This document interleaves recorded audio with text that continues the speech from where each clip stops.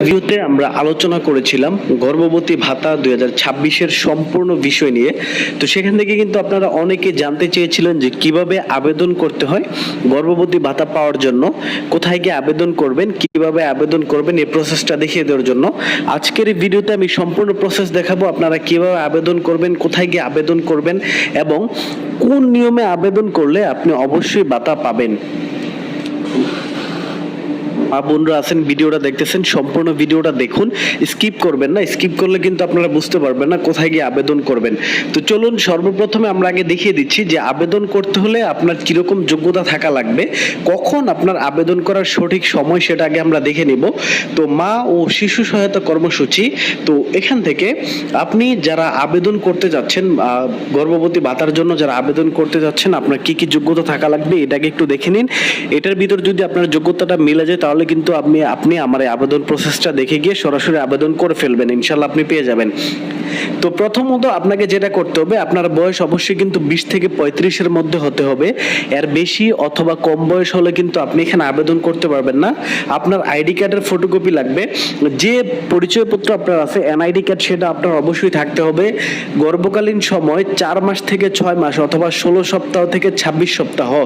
এবার খেয়াল করুন আপনি কখন আবেদন করবেন। আপনার যখন গর্ভের সন্তান 4 মাস থেকে 6 মাসের ভিতরে থাকবে, 4 মাসের কম হলে কিন্তু আবেদন করা যাবে না।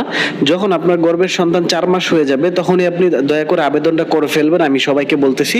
তো এখানে দেখুন আপনার সন্তান যখন আপনার গর্ভে 4 মাস থেকে 6 মাস অথবা 16 সপ্তাহ থেকে 26 সপ্তাহ পর্যন্ত আছে, এই সময়ের ভিতরে আপনাকে আবেদনটা করতে হবে, তাহলে আপনি পেয়ে যাবেন। তো কততম সন্তানের জন্য আপনি পাবেন অনেকে প্রশ্ন করেছেন, আমি কি বারবার আবেদন করতে পারবো কিনা? না, শুধুমাত্র প্রথম অথবা দ্বিতীয় সন্তানের জন্য পাবেন। আপনি যে কোনো একজনের জন্য একবার পাবেন, আপনাকে বারবার কিন্তু ভাতা দেওয়া হবে না। ধরুন আপনার প্রথম সন্তান, তাহলে আপনি পাবেন। আপনার দ্বিতীয় সন্তানের ক্ষেত্রে কিন্তু আপনি আগে উপভোগ করেন নাই, আগে পান নাই, তাহলে কিন্তু আপনি পাবেন, একবার পাবেন। অসচ্ছল, যাদের ঘরবাড়ি নাই, যাদের প্রতিবন্ধী, দিনমজুর, মহিলা ভাতা প্রাপ্তির ক্ষেত্রে অগ্রাধিকার পাবে। কারা বেশি অগ্রাধিকার পাবে? যারা অসচ্ছল, যাদের দুর্বল, যারা ভূমি নাই, দিনমজুরের কাজ করে, তারা কিন্তু এখানে বেশি অগ্রাধিকার পাবেন।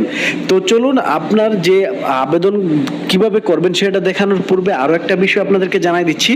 ভাতা প্রাপ্তির জন্য অবশ্যই কোনো টাকা পয়সা কিন্তু লাগে না, একটা টাকাও কাউকে দিবেন না। যদি মেম্বার বলে আমাকে এত টাকা দাও, পাইয়ে দিব, আমাকে অত টাকা দাও, আপনারা একটা টাকাও দিবেন না, এক পয়সাও কিন্তু লাগে না, শুধুমাত্র অনলাইনে আবেদন করবেন। তো সম্মানিত মা বোনেরা, আপনারা এখানে দেখুন আবেদন করতে হলে আপনাকে কি কি সাথে নিয়ে যেতে হবে, এটা কিন্তু খুব বেশি ইম্পর্টেন্ট। কারণ অনেকেই কাগজপত্র ছাড়া চলে যান আবেদন করার জন্য, তখন কিন্তু অনেক ঝামেলা হয়ে যায়। আবেদন করতে হলে আপনার প্রয়োজনীয় কাগজপত্র এখানে আপনার জাতীয় পরিচয়পত্র ফটোকপি, আপনার যে এনআইডি কার্ড আছে অবশ্যই আপনার এনআইডি কার্ডের ফটোকপি নিয়ে যাবেন। পরিবার পরিকল্পনা অধিদপ্তর থেকে প্রাপ্ত গর্ভকালীন সেবা অথবা এএনসি কার্ড নিতে হবে। এটা অনেকেই বুঝেন না, এটা কিভাবে নেবেন। আপনাদের এখানে উপজেলাতে অথবা আপনার জেলাতে যেখানে পরিবার পরিকল্পনা অফিস আছে, আপনি দেখবেন পরিবার পরিকল্পনা অফিস থাকে, সেখানে সেবা আপারা বসেন, ওনাদের কাছ থেকে কিন্তু আপনি গিয়ে বলবেন আমি গর্ভবতী, আমার একটা কার্ড দরকার বা সার্টিফিকেট দরকার, আমি ভাতার জন্য আবেদন করব।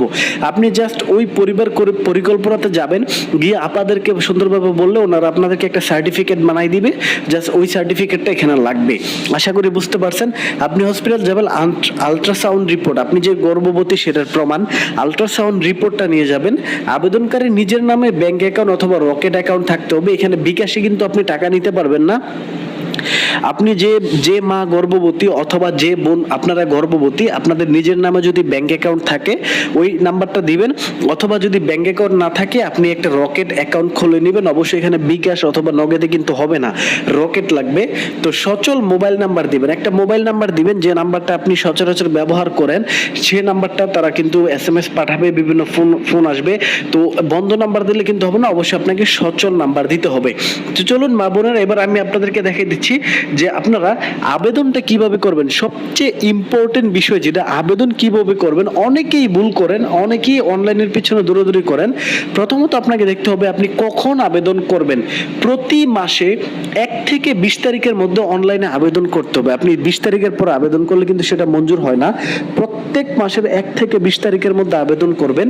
তো অনলাইনে অবশ্যই অনলাইনে আবেদন করতে হবে। আমি আপনাদেরকে বলবো আপনারা নিজেরা অনলাইনে আবেদন করার দরকার নাই। কোনো দরকার নাই। আপনি কোথায় যাবেন, আবেদন করবেন, এই যে বললাম আপনার যে কাগজপত্রগুলো লাগবে এগুলো আপনার সাথে আপনার ব্যাগে রাখবেন। ব্যাগে রাখার পরে আপনি আবেদনের স্থান আপনি সরাসরি উপজেলা নির্বাহী অফিসারের কার্যালয়ে চলে যাবেন। এবার ধরুন আপনার এখানে যে উপজেলা নির্বাহী অফিস আছে, আপনি ওইখানে চলে যাবেন।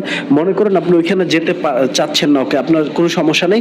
উপজেলা মহিলা বিষয়ক কর্মকর্তা কার্যালয় আছে আপনার উপজেলাতে, মহিলা বিষয়ক কর্মকর্তা কার্যালয়, আপনি ওইখানে যেতে পারেন। এবার আপনি বললেন যে না আমি ওইখানেও যাবো না, কোনো সমস্যা নেই। আপনি ইউনিয়ন পরিষদ, আপনার যে ইউনিয়ন পরিষদ আছে, এই ইউনিয়ন পরিষদ আমরা যেটাকে পোস্ট অফিস বলি, আপনার ঘরের হাতের নাগালেই থাকে। আপনি পোস্ট অফিসে যাবেন। পোস্ট অফিসে একটা বয় দেখবেন কম্পিউটার অপারেটর, তাদের কাছে আপনি কাগজপত্রগুলো জমা দিয়ে বলবেন আমি ভাতার জন্য আবেদন করতে চাই, তাহলে কিন্তু তারা আপনার জন্য আবেদনটা করে দিবে।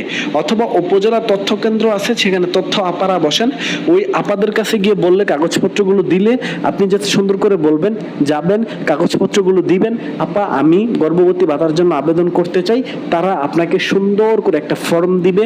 সে ফর্মটা আপনি নিজে লিখে সঠিক তথ্যগুলো এখানে বসাবেন, আপনার নাম, ঠিকানা, ব্যাংক অ্যাকাউন্ট নাম্বার, বয়স, সবকিছু। আপনি যদি লিখতে না পারেন আপনার সন্তানকে নিয়ে যান, আপনার ভাইকে নিয়ে যান, অথবা আপনার স্বামীকে নিয়ে যান। এগুলো নিয়ে গেলে কিন্তু অবশ্যই আপনার হয়ে যাবে, ওনারাই কিন্তু আবেদন করে দিবে, আপনাকে কিচ্ছু করতে হবে না। তাই বলবো অনলাইনে ঘাটাঘাটি করার দরকার নেই, সরাসরি এই কাগজপত্রগুলো নিয়ে উপজেলা নির্বাহী অফিসারের কার্যালয় অথবা উপজেলা মহিলা বিষয়ক কর্মকর্তার কার্যালয় অথবা আপনার যে পোস্ট অফিস আছে ইউনিয়ন, এটা সবচেয়ে সহজ হয় আমার মতে।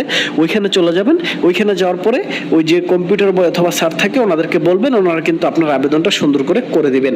তো এই কিন্তু ছিল আপনাদের অনেক রিকোয়েস্ট ছিল এটা বলে দেওয়ার জন্য, আমি আপনাদেরকে একদম বিস্তারিত বইলা দিছি কিভাবে আবেদন করবেন। আশা করি আপনাদের আর সমস্যা হবে না। অবশ্যই ভালো লাগলে ভিডিওটা বেশি বেশি করে শেয়ার করে দিবেন, চ্যানেলটা সাবস্ক্রাইব করে দিবেন।